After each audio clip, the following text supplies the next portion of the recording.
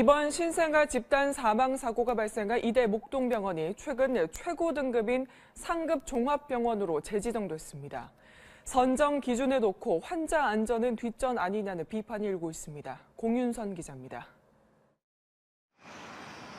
보건복지부가 지난주 이대 목동병원을 상급 종합병원으로 지정해 병원 측에 통보한 것으로 확인됐습니다. 정부는 지난 2012년부터 상급 종합병원, 종합병원, 일반 병원으로 3년에 한 번씩 병원 등급을 매겨서 관리하는데 상급 종합병원은 중증 질환 등 난이도가 높은 치료를 시행할 수 있는 최고 등급의 의료기관입니다. 이대 목동병원의 경우 3년 전 처음 상급 종합병원으로 격상된 뒤 이번에 재지정을 받은 겁니다. 상급 종합병원으로 선정되면 6개월 동안 1,900억 원에 달하는 막대한 정부 예산이 지원되고 일반 병원보다 건강보험 수가도 최대 30% 정도 높게 받을 수 있습니다. 그런데 이대 목동병원은 최근 3년 사이 드러난 의료 과실만 4건에 달해 선정 기준에 대한 비판이 제기되고 있습니다. 실제 복지부가 제시한 평가 기준의 95%가 진료 과목과 병상수, 의료진 수 등 외형 평가가 절대적이고 의료 서비스 질은 배점이 5%에 불과합니다. 그만큼 비용을 더 내고 그 병원을 이용하겠다는 거잖아요. 그러면 당연히 의료 질이나 환자 안전이 더 좋아야 되는데 계속 그 병원에서 환자 안전 사고가 발생하잖아요. 보건복지부는 당초 상급 종합병원 명단을 이번 주 외부에 공개한다는 계획이었지만 비판 여론을 의식해 공식 발표를 미뤘습니다. MBC 뉴스 공윤선입니다.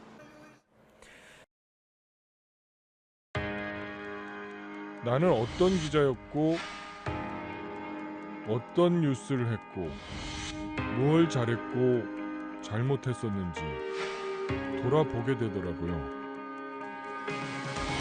민감한 이슈를 다루는 것, 정면으로 문제 제기하는 것, 그게 공영방송 뉴스라고 생각을 하죠. 많이 귀를 열어서 듣고 좀 친절하게 설명하자 시청자 대신 질문하고 12월 26일 MBC 뉴스데스크가 여러분께 다시 찾아갑니다. 이른바 땅콩 회항 사건으로 구속됐다 집행유예로 풀려난 조현아 전 대한항공 부사장에 대한 대법원 판결이 오늘 내려집니다.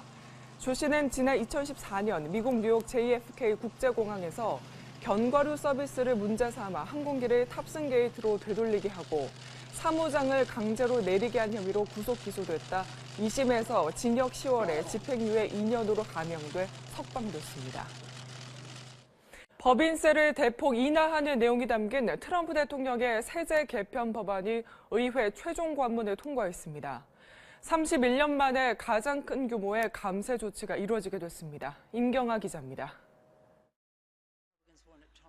트럼프 행정부의 세제 개편 법안이 상원을 통과한 뒤 하원 재투표에서도 가결됐습니다.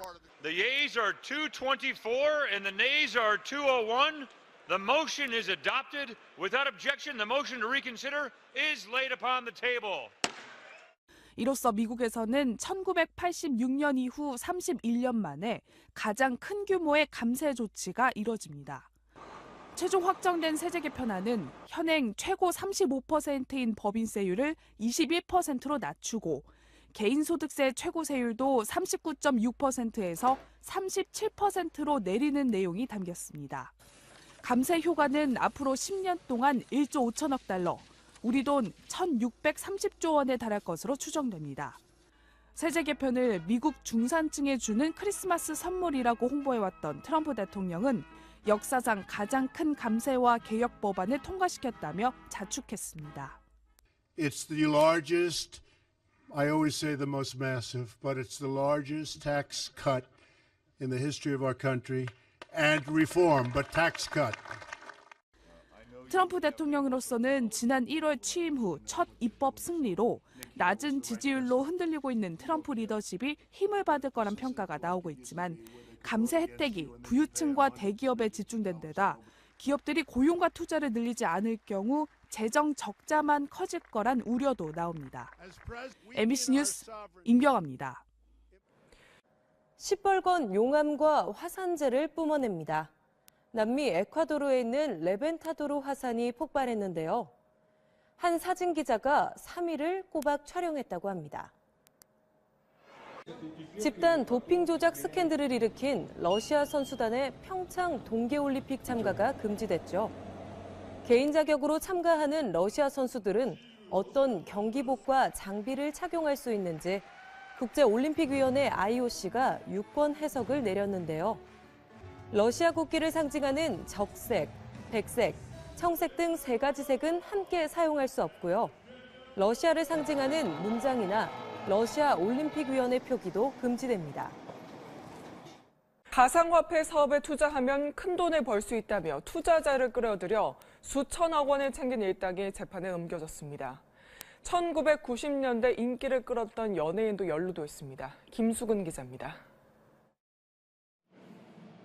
한 통신업체가 임대한 사무실입니다. 250대의 고성능 컴퓨터가 쉴 새 없이 돌아갑니다. 가상화폐를 얻기 위해 채굴기로 불리는 컴퓨터가 어려운 수학 문제를 풀고 있는 겁니다.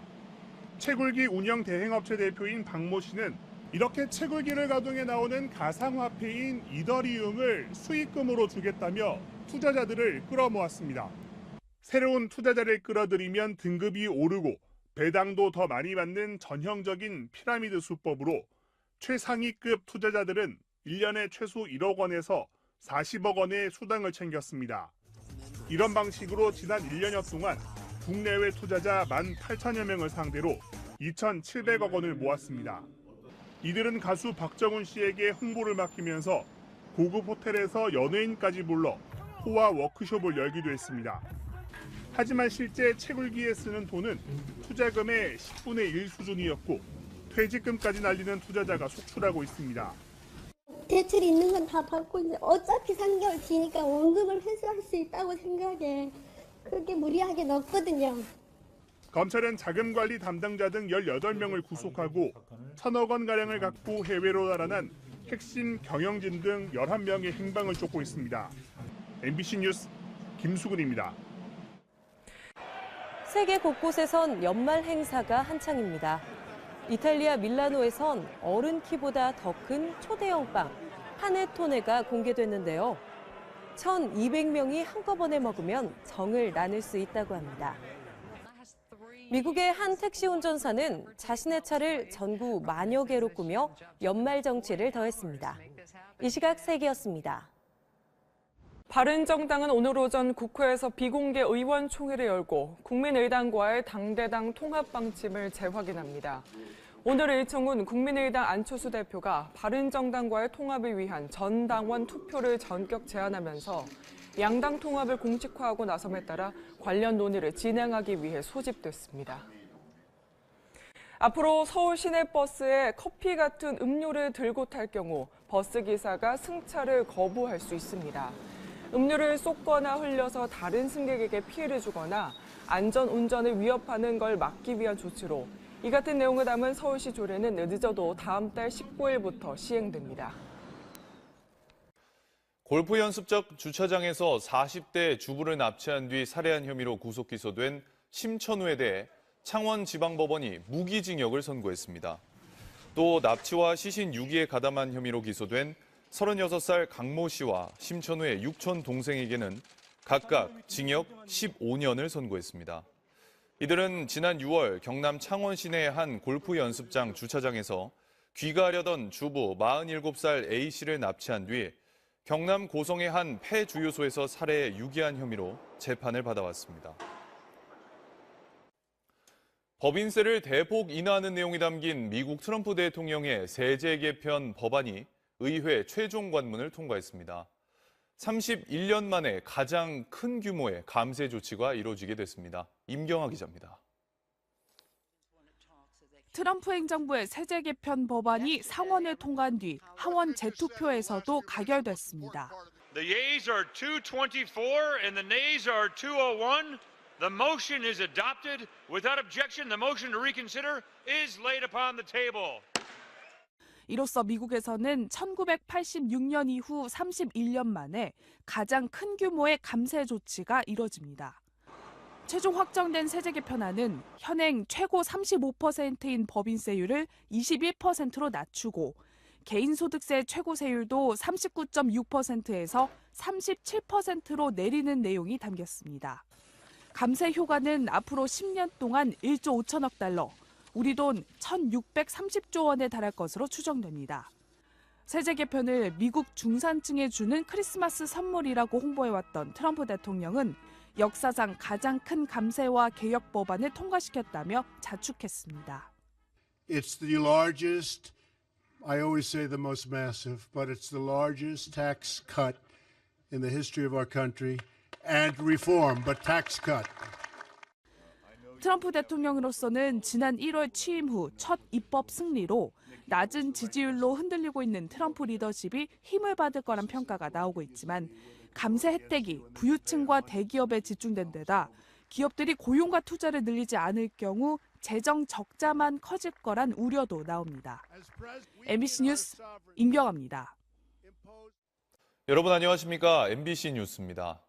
국민의당과 바른정당의 통합 논의가 속도를 내고 있습니다. 바른정당은 국민의당과 교섭 창구를 만들어 협의에 착수하기로 했고 국민의당은 전 당원 투표 방침을 확정할 계획입니다. 박종욱 기자입니다.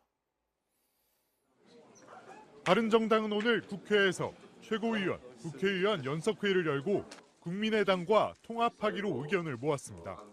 바른정당 유승민 대표는 국민의당과 통합 문제와 관련해 국민의당 안철수 대표가 구태 정치와 결별하고 미래를 위한 개혁 정치를 하겠다는 통합 결단을 내렸다며 환영의 뜻을 밝혔습니다. 바른정당은 오신환 의원과 정운천 의원이 국민의당과 교섭 창구 역할을 맡아 즉시 국민의당과 협의에 착수하기로 했습니다. 유승민 대표는 통합 시기와 관련해선 연말이든 연초든 양 당의 사정에 따라 신축적으로 생각한다고 말했습니다. 국민의당은 오늘 오후 당무위원회를 열고 어제 안철수 대표가 제안한 전당원 투표 실시 여부를 결정할 계획입니다. 당무위는 현재 70명의 위원으로 구성돼 있는데 전당원 투표 실시 관련 안건은 제적위원 과반이 출석해 과반이 찬성하면 통과됩니다. 국민의당은 안건이 통과되면 27일에서 28일 온라인 투표, 29일에서 30일 ARS 투표를 거쳐 31일 최종 투표 결과를 발표하는 방안을 추진 중입니다. 하지만 바른정당과의 통합에 반대하는 호남 중진 의원들을 중심으로 전당원 투표 불가론도 만만치 않아 당무위 의결까지는 적지 않은 진통이 예상됩니다. MBC 뉴스 박종욱입니다.